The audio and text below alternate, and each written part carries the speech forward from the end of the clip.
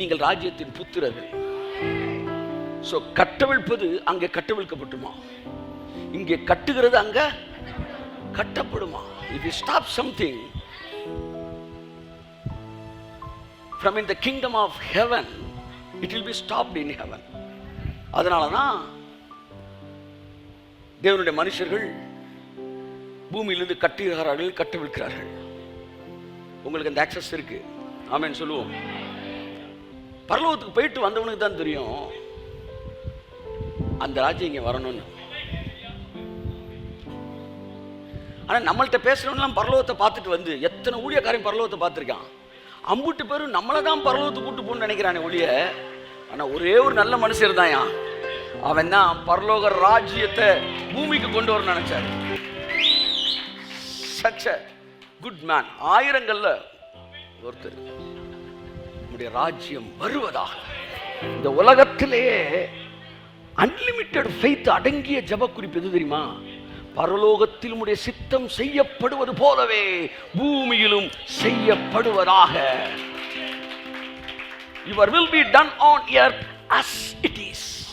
As it is.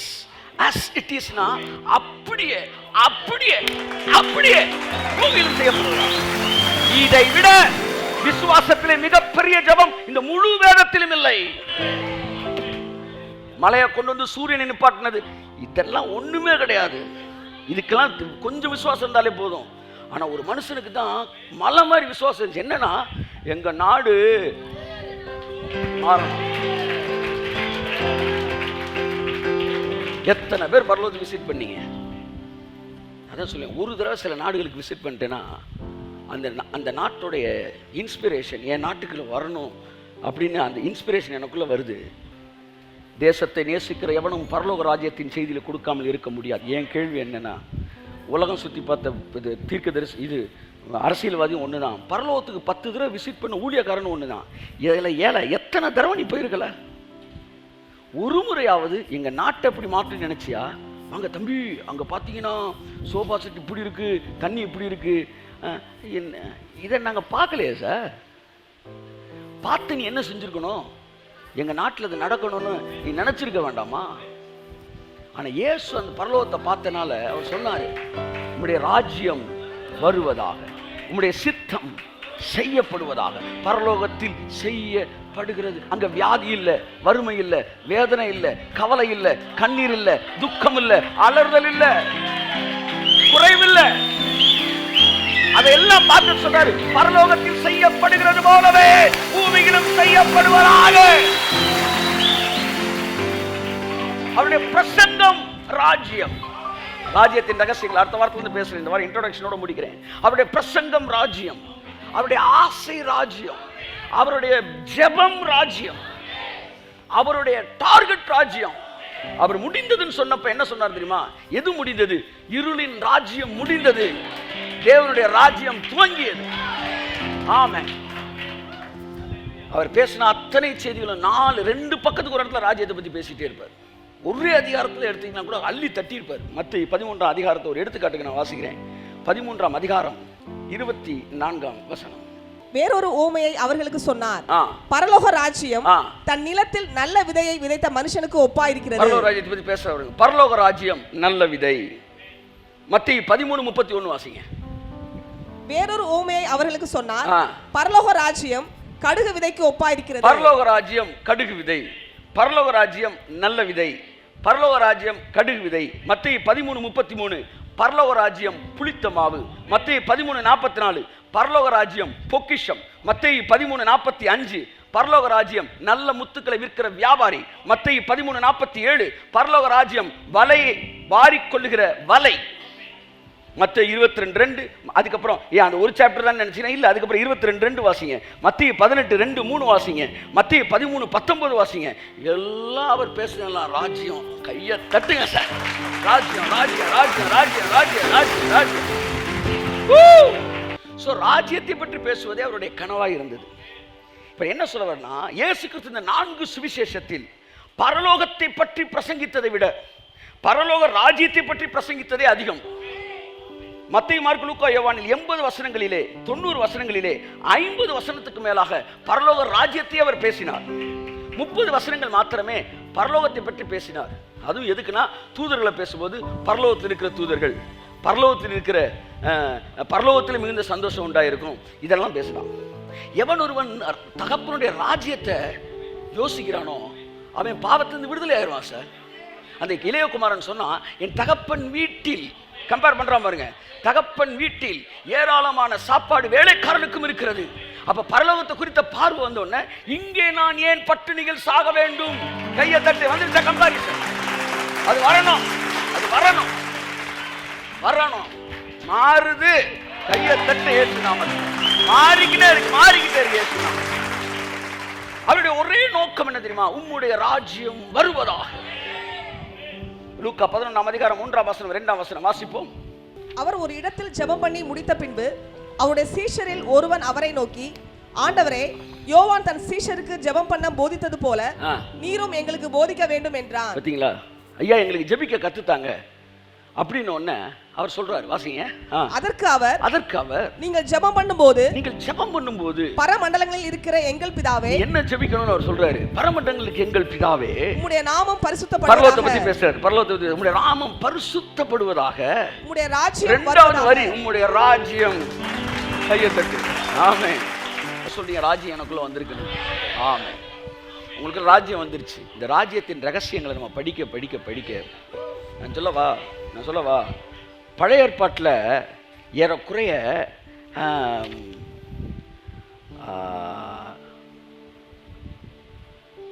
எழுதல் நான், அதாவது பழைய ஏற்பாட்டில் ஏறக்குறைய 62 இடங்களுக்கு மேலாக பரலோகத்தை பற்றி பேசியிருக்கிறாங்க. 62 இடத்துல பரலோகத்தை பேசியிருக்கிறாங்க. ஒரு இடத்துல கூட பரலோக ராஜ்யத்தை பேசல. ஏன்னா பரலோக ராஜ்யத்தை பற்றிய வெளிப்பாடு அவனுக்கு இல்ல. கையை தட்டு. முதலாக பரலோக ராஜ்யத்தின் வெளிப்பாடு பற்றி பேசிய ஒரே பழைய ஏற்பாட்டின் சிலுவைக்கு முந்தைய தீர்க்கதரிசி யோவான் ஸ்நானகன். அதனால இயேசு சொன்னார், ஸ்திரீகளிடத்தில் பிறந்தவனிடத்திலே யோவான் ஸ்நானகனை பார்க்கிலும் பெரியவன் எவனும் இல்லை. பரலோக ராஜ்யம், பரலோக ராஜ்யம் யோவான் ஸ்நானகன் முதற்கொண்டு அங்க என்ன தொடங்குது? கையை தட்டுங்க. முதற்கொண்டு பலவந்தம் பண்ணப்படுகிறது. அப்ப முதலா ராஜ்யத்தை பேசுறவனே யோவான் ஸ்நானகன் தான். அதுக்கு முன்னாடி எல்லாம் பரலோகம் பரலோகம் பரலோகம் தான். ஆனா நம்மால ராஜ்யம்டா, இங்கடா, இங்கடா. வெளியில இருக்கிறவன் செத்தவன நரகத்துக்கு போறான், இங்க ஏன் பாடுபடுறான்? அதான் கேள்வி. செத்தவன நரகத்துக்கு போறீல, இங்கேண்டா வியாதி, இங்கேண்டா வறுமை, இங்கேண்டா பிரச்சனைனா, they are living in the extension of hell. நாங்க நாளைக்கு பரலோகத்துக்கு போறோம், இங்கே நல்லா இருக்கணும். we are living in the extension of heaven. ஆமென். நீ நாளைக்கு நரகத்துக்கு போறான்னா இன்னைக்கு நீ அவனை பாதிக்கிற நீ நிப்பாட்டு. நாங்க நாளைக்கு பரலோகத்துக்கு போறோம், நாளைக்கு போய்க்கிறோம். நீ நாளைக்கு போற நரகத்துக்கு இன்னைக்கு நீ ட்ரெய்லர் காட்டுறீல. நாங்க நாளைக்கு போற பரலோகத்தை இன்னைக்கு நாங்க அனுபவிக்கிறோம். Amen. We are living in the extension of heaven. That is called the kingdom of heaven. Kingdom of heaven means the extension of heaven. Amen. Amen. Amen. Amen. Amen. Amen. என் அன்புக்குரியவர்களே, நான் கேட்ட பாட்டெல்லாம் அந்த காலத்தில் சபை பரலோகத்திற்கும் முதல் தப்பு. சபை பரலோகத்திற்கும் பரலோக ராஜ்யத்திற்கும் இடையே உள்ள வித்தியாசத்தை காண தவறிவிட்டது. பரலோக ராஜ்யம் வர்ற இடத்துலாம் பரலோகம்னே நமக்கு பிரசங்கம் பண்ணிட்டாங்க. அதனால தான் பரலோக ராஜ்யம் வருகுதுன்னு, ஐயா பரலோக ராஜ்யம் வராயா, ஐயா பரலோக ராஜ்யம் என்னடா, ஆண்பாத்தில் பெட்டி வந்தாச்சு மாதிரி பேசிட்டு இருக்கிற. பரலோக ராஜ்யம் என்று சந்தோஷமான செய்தி, சுவிசேஷமா. அதே ராஜ்யத்தின் சுவிசேஷத்தை இவங்க ராஜ்யத்தை டர்ர கிளப்பி பேசிட்டு இருக்கிறாங்க. இயேசு வராரு அப்படி பேசுறான். பரலோக ராஜ்யம் வருகிறது அப்படின்னா பரலோகம் வருதுன்னே சொல்லல, அந்த ராஜ்யம் இங்க வரப்போகுது. அப்படின்னா அங்க ஆர்மி ரெடி ஆயிட்டாங்க. இயேசு சிலுவையில் முடிந்ததுன்னு அப்படியே அல்றதுக்கு அவர் முடிந்ததுன்னு வாழ்ந்துட்டாரு சார். இது முதற்கொண்டு தூதர்கள் பரலோகத்திலிருந்து பூமிக்கு இறங்குகிறதையும் ஏறுகிறதையும் நீங்கள் காண்பீர்கள். பிரிட்டிஷ் கவர்மெண்ட் இந்தியாவில் வந்தவன சொன்னாங்க, இனிமே ராபர்ட் கிளைவ் அந்த துறை இந்த துறையெல்லாம் விசாவே எடுக்காம இங்கே வந்துட்டு போவாங்க, அந்த நாட்டுக்கார வெள்ளைக்காரையும் நிறைய பேர் உள்ள பார்ப்பீங்கன்றார். ஏன் எங்க ராஜ்யம் வந்துருச்சு, நாட்டுக்காரன் வந்துருவான். அப்படிதான் ராஜ்யம் வந்துருச்சு. இனி தூதர்கள் கேஷுவலா உங்க வீட்டுக்கு இறங்குவான், ஏறுவாங்க. நல்லா தட்டுங்களே. தூதர்களுடைய பணிவிடை உங்கள் வாழ்க்கை பார்க்க போகிறது. Come on, you are in the kingdom of heaven. You are in the kingdom of heaven. Yes. Angels visitation உங்க வாழ்க்கையில சாதாரணமானது. ஏனென்றால் நீங்கள் ஒரே நகரத்தாராய் மாறி இருக்கிறீர்கள். உங்கள் கண்கள் திறக்கப்படும் போது அறியாமையினாலே தேவனுடைய ஜீவனுக்கு அந்நியராய் இருந்த நாம் இப்பொழுது அந்த ஜீவனாலே தேவனுடைய, இப்பொழுது அந்த அறிவினாலே தேவனுடைய ஜீவனுக்கு பங்குதாரராய் மாறி இருக்கிறோம். சபையும் ஊழியமும் பரலோகத்திற்கும் பரலோக ராஜ்யத்திற்கும் இடையே இருக்கிற வித்தியாசத்தை நமக்கு காண்பிக்க தவறிவிட்டார்கள். நிகழ்கால பரலோக ராஜ்யத்தை விட எதிர்கால பரலோகத்தை மீதே அதிக கவனம் செலுத்தி நிகழ்காலத்தில் தேசத்தில் சிறு மாற்றத்தை கூட அவர்கள் காட்ட முடியவில்லை. பரலோகத்தை பற்றி பேசுகிறவர்கள் எல்லாம் பழைய ஏற்பாட்டு ஊழியர்கள் தான். பரலோக ராஜ்யத்தை பற்றி பேசுகிறவர்களே புதிய ஏற்பாட்டு ஊழியர்கள். பழைய ஏற்பாட்டில் ஃபுல்லா பரலோகத்தை பேசுனாங்க, புதிய ஏற்பாடு ஃபுல்லா பரலோக ராஜ்யத்தை. எங்க யாச்சும் பரலோகத்தை பத்தி பேசினா உன் ஆள் ஒருத்தன் அங்க இருக்கிறான் அப்படின்னு காட்டுறதுக்கு தான் அதை பேசியிருக்கிறது. எந்த விதத்திலும் தேவனுடைய ராஜ்யமாகிய பரலோக ராஜ்யம் பரலோகத்தை விட சற்றும் குறைந்தது அல்ல. எங்களுக்கு சொல்லிக் கொடுத்த பாட்டெல்லாம் பரலோகத்தை பத்தி பாட்டு தான். அதிசயமான ஒளிமய நாடா, இயேசுவின் நாடா நான் வாஞ்சிக்கும் நாடா, இயேசுவின் நாடா நான் வாஞ்சிக்கும் நாடா, பாவம் இல்லாத நாடு, ஒரு சாபமும் காண நாடு. அப்படியே பரலோக கனவே தான் எங்களுக்கு கொடுத்தாங்க. பரலோகமே என் சொந்தமே என்று காண்பேனோ. பாடிக்கிட்டே தான் இருக்க, போற மாதிரி இல்லையே பாணி. அதை வேற பக்கத்தில் இருக்கவே மைண்ட் வாய்ஸ் அது வேற வந்துட்டு இருக்க இடையில. வருத்தம் பசிதாகம் மன துயரம் அங்கே இல்லை அப்படின்னு இங்க இருக்கு. ஆனா நான் சொல்றேன், ராஜ்யம் உனக்குள்ள வந்தா வருத்தம் பசிதாகம் மன துயரம் இங்கே இல்லை.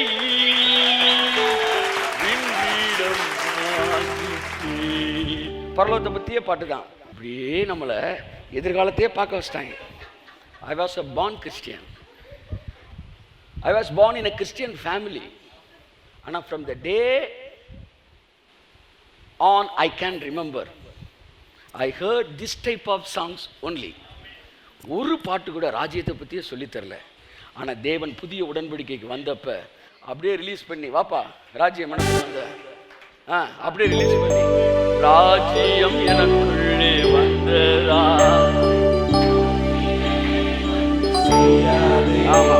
பழைய ஏற்பாட்டிற்கும் புதிய ஏற்பாட்டிற்கும் உள்ள மிகப்பெரிய வித்தியாசம் என்னவென்றால், மோசே முதல் யோனா வரைக்கும் ஏறக்குறைய 62 இடங்களுக்கு மேலாய் அவர்கள் பரலோகத்தை பற்றி மாத்திரமே பேசியிருக்கிறார்கள்.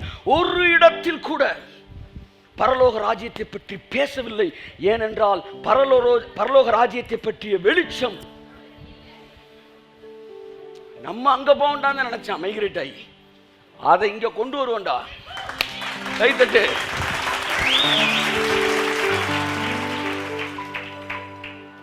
ஒரு சிட்டிசன் சாதாரண என்ன நினைப்பான், யூகே போனோடனே நான் யூகே சிட்டிசனாக விரும்புகிறேன் அப்படின்னா, நான் என்ன சொன்னேன்னா எங்கள் நாடு யூகே மாதிரி நான் மாற்றன்னு விரும்புகிறேன். அங்கே ஒரு ஆமன் கூட வரல. ஏன்னா இது ரொம்ப பெரிய லெவலில் இருக்குது விசுவாசம். அதான் சொல்ல வரேன், it's a bigger level faith. ஒரு சிட்டிசன் அப்படி சொல்ல முடியாது. ஆனால் ராஜ்யத்துடைய ராஜா அதை சொல்லலாம். பைபிள் சொல்லுது, நீ தான் அந்த ராஜா, என்னுடைய ராஜாவை நான் அபிஷேகம் பண்ணி வைத்தேன். ஒரு பொலிட்டீஷியன் சொல்லலாம், I want to make my country like Singapore. அதுக்கெல்லாம் எக்ஸ்ட்ரா லெவல் ஃபெய்த் வேணும். சிட்டிசன்ஷிப் வாங்குறதுக்கு ஸ்மாலர் லெவல் ஃபெய்த் போதும். என் நாட்டையே வந்து அந்த நாடாக மாற்றணும்.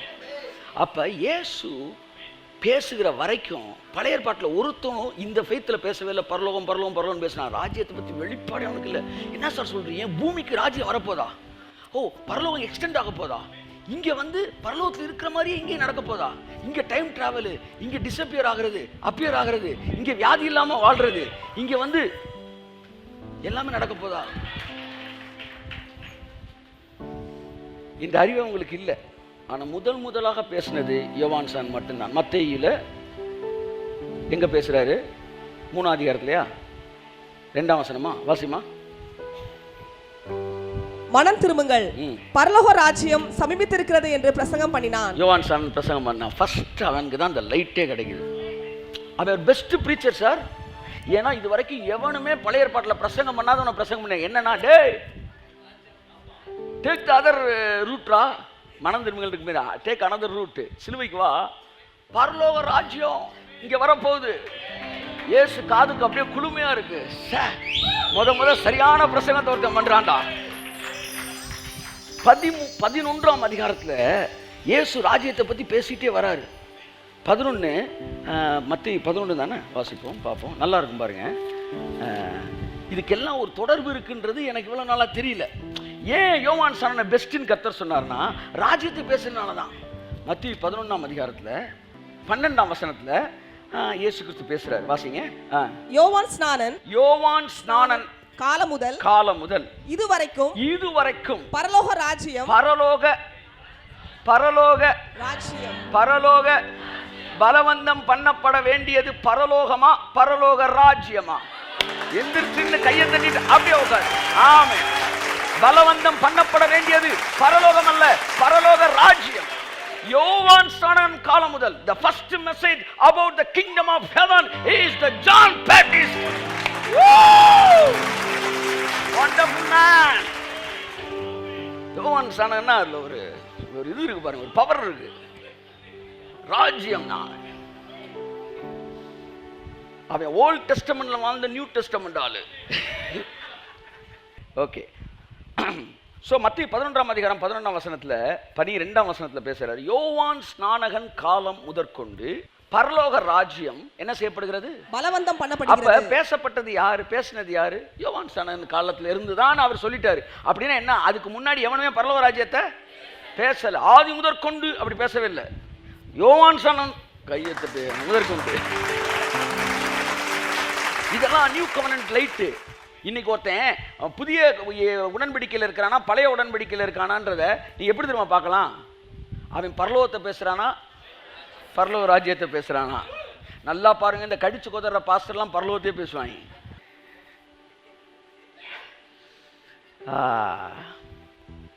பரலோக ராஜ்யத்தை பற்றி பேசுகிறவர்கள் புதிய உடன்படிக்கையின் வெளிப்பாடு பெற்றவர்கள் மட்டும்தான். ஆனால் பரலோகத்தை பற்றி பேசுகிறவர்கள் எல்லாம் பழைய உடன்படிக்கையில் இருக்கிறவங்க எல்லாம் பரலோகத்தை தான் பேசுவோம். அப்ப மத்தேயு 11:12 சொல்றாரு, யோவான் ஸ்நானன் காலத்துல இருந்தா இதே பிரசங்கம் பண்ணவே ஆரம்பிக்கிறோம் அப்படின்றாரு. ஆனா இந்த குரூப் ரிவர்ஸ்ல போயிடுச்சு. ரிவர்ஸ்ல போய் கிமுல பிரசங்கம் பண்ணிட்டு இருக்கிறாங்க. யோவான் ஸ்நானன் பரலோக ராஜ்யத்தை பத்தி பேசினா அப்படின்றது 12ஆம் வசனம். அப்ப ஆவியானவர் சொல்றாரு, இவன் ஸ்திரீகள்கிட்ட பிறந்தவன் இவனை விட பெரிய ஆளுன்னு ஒரு வசனம் சொன்னாரு.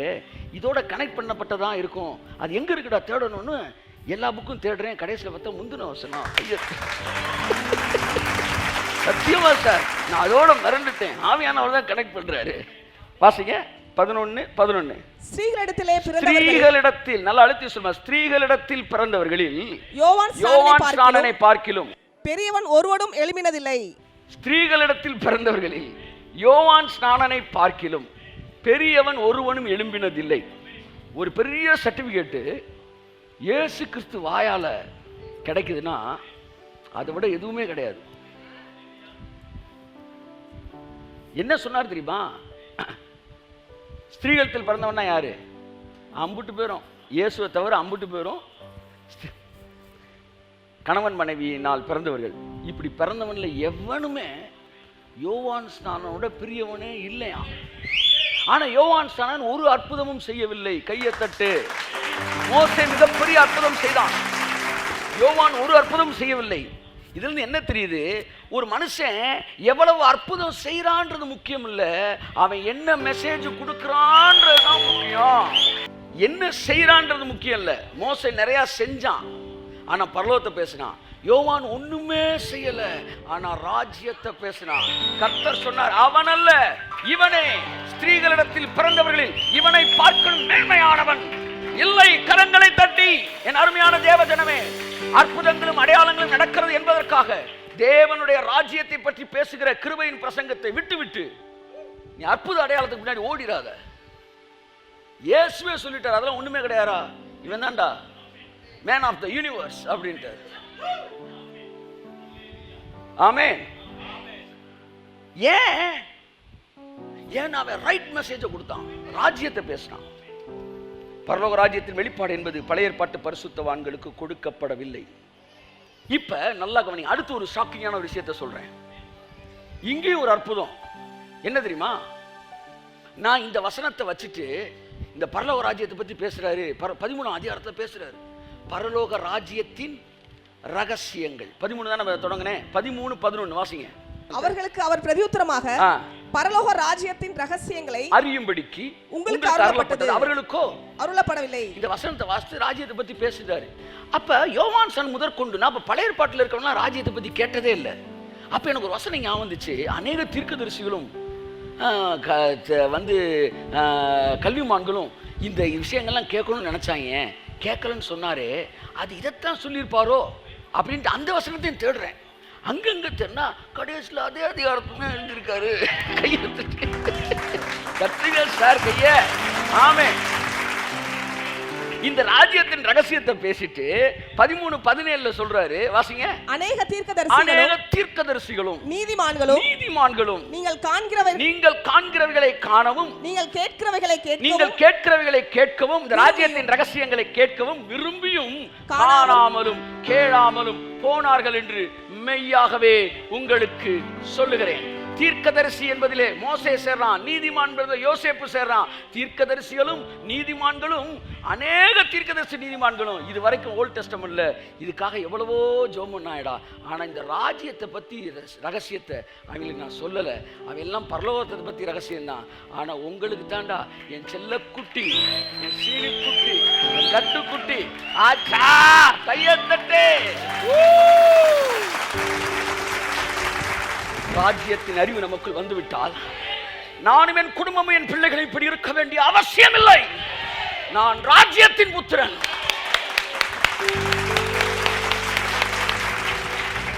சிலுவைக்கு வந்து ரத்தம் சிந்தி பாடுபட்டு மரித்து 3ஆம் நாள் உயிர்த்ததற்கு காரணம் இப்படி ஒரு தரமில்லாத வாழ்க்கை வாழ வேண்டும் என்பதற்கல்ல. You need not be convinced with the sickness and disease. தேவை கிடையாது. ஏன்னா something is paid for me. Yes.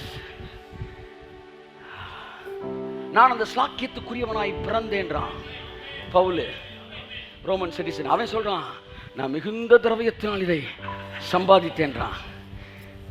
நான் கேட்டேன், நான் யாராண்டவரே? சாக்கியத்துக்குரியவனா பிறந்தவனா, மிகுந்த திரவியத்தில் சம்பாதித்தவனா? ரெண்டுமே நீ தான். மிகப்பெரிய கரையத்தை கொடுத்து இதை வாங்கியிருக்க. அந்த சாக்கியத்துக்குரியவனா நீ பிறந்திருக்க. I am a citizen of US government அப்படின்னு சொல்லும்போது அவனுக்குள்ள ஒரு கெத்து, சந்தோஷமான விஷயம். யுனைடெட் கிங்டம் சிட்டிசன் ஒரு கெத்து. நான் சொல்றேன், I am a citizen of the great kingdom.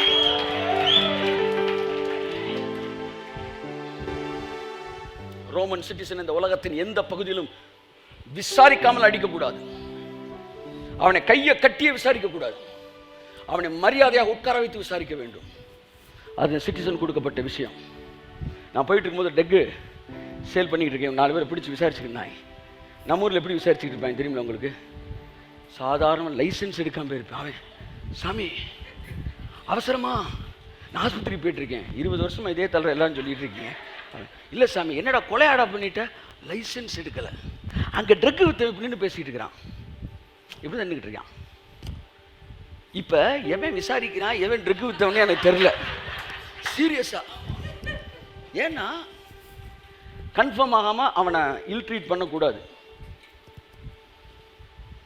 அப்படிங்கிறான். நீங்கள் கிரேட் கிங்டமுடைய சிட்டிசன். நிமிர்ந்து உட்காருங்க. ராஜ்யத்தின் புத்திரர். The major difference between Old Testament message and New Testament message is the kingdom message. Kingdom message. 40 நாள் அளவும் அவர் உயிர்த்தெழுந்து, அப்போஸ்தலர் 1:2 சொல்கிறார், உயிர்த்தெழுந்த பிறகு தம் சீஷர்கள் காட்சியளித்து 40 நாள் அளவும் ராஜ்யத்தை குறித்து பேசினார். எவ்வளவு முக்கியம், எவ்வளவு முக்கியம். சாகிறதுக்கு முன்னாடி ராஜ்யம், சாகும்போது ராஜ்யம், ஜெபிக்கும் போது ராஜ்யம், செத்து உயிரோடு எந்திரிச்சதுக்கு அப்புறமும் ராஜ்யம். எழுதி வைத்துக் கொள்ளுங்கள், ராஜ்யத்தின் ரகசியங்கள் இன்று முதல் கட்டவிழ்க்கப்படுவதாக. சபை மாத்திரம் ராஜ்யத்திற்குரிய ரகசியங்களை கற்றுக்கொள்ள ஆரம்பித்தால், புரிந்து கொள்ள ஆரம்பித்தால், சபையானது மிகப்பெரிய மாற்றத்திற்குள் கடந்து செல்லும் என்கிற தீர்க்க தரிசனத்தை நான் சொல்லுகிறேன்.